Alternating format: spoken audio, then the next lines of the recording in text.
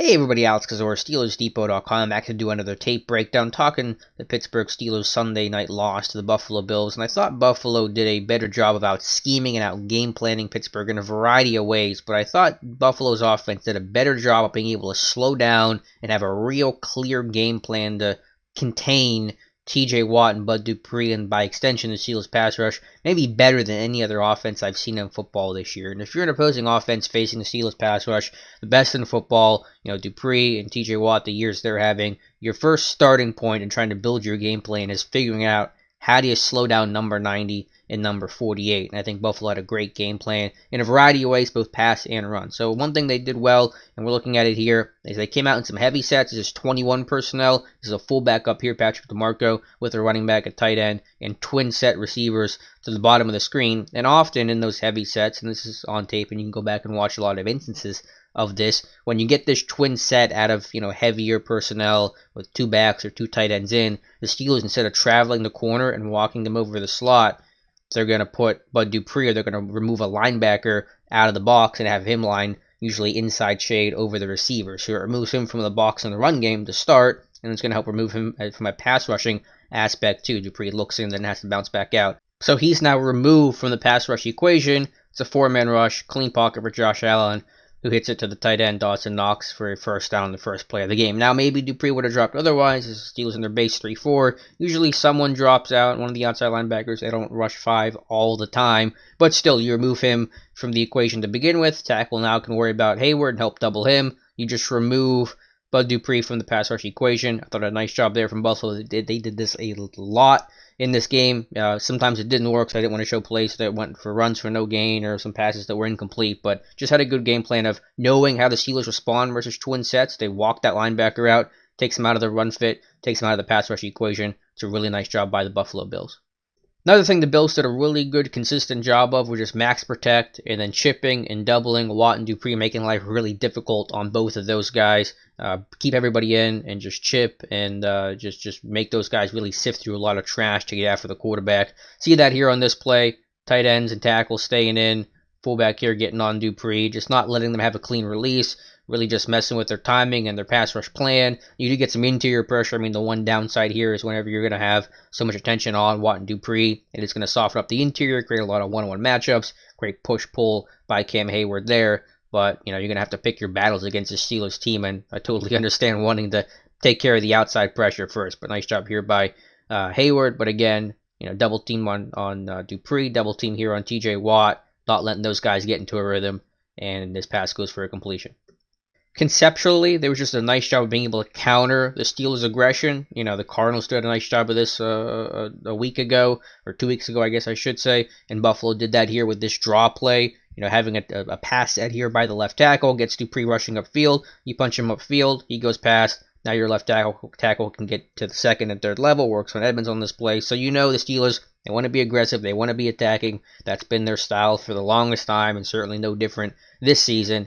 So you're going to play into that, mindset of, okay, they're going to be aggressive, so have a pass set, push Dupree outfield because he's trying to charge hard off the line of scrimmage, get after the quarterback, or make a play in the run game. Now he's removed from the run game.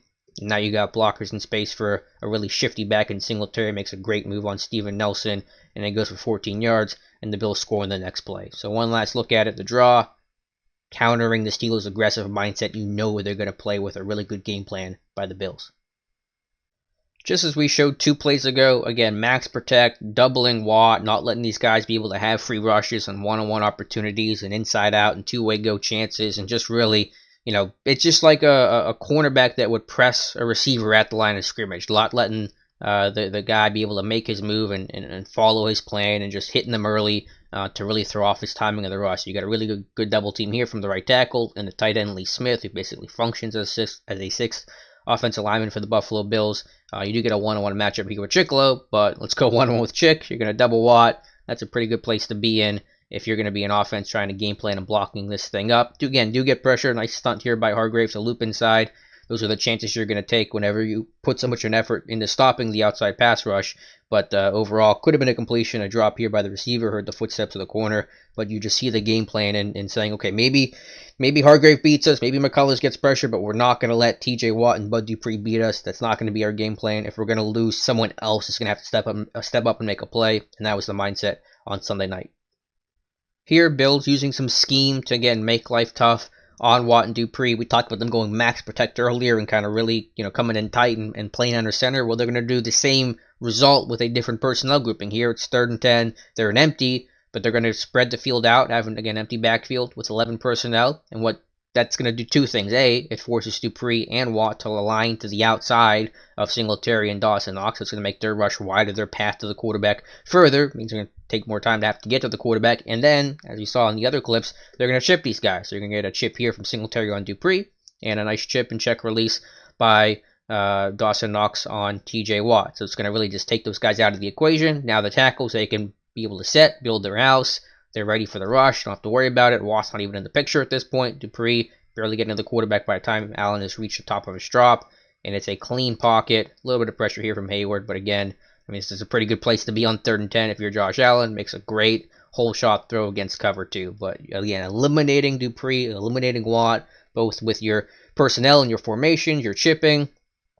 Just countering kind of, their mindset and forcing these guys to immediately have to deal with these chips and bumps and rubs right on the snap to really kind of throw off their timing and not let them get into a rhythm and do what they want to do with their pass rush plan.